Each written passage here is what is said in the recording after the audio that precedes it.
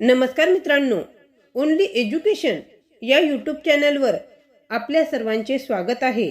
मी मेघा पारचेवार आज तुमच्यासाठी प्रजासत्ताक दिनानिमित्त सर्वांना आवडेल असे सोपे आणि सुंदर भाषण घेऊन आली आहे. आदरणीय अध्यक्ष महोदय, प्रमुख पाहुणे, शिक्षक वृंद आणि माझ्या प्रिय मित्रांनो, आज आपण सर्वजण येथे प्रजासत्ताक दिन साजरा करण्यासाठी एकत्र आलो आहोत.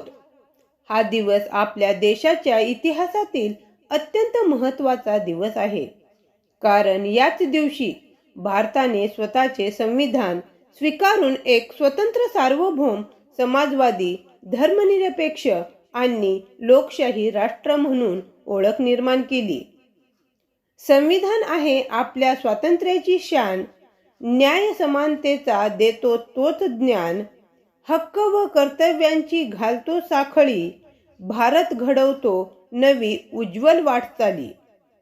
आपल्या संविधानाचे शिल्पकार डॉक्टर बाबासाहेब आंबेडकर यांनी सर्व नागरिकांना समान हक्क देण्याचे महान कार्य केले.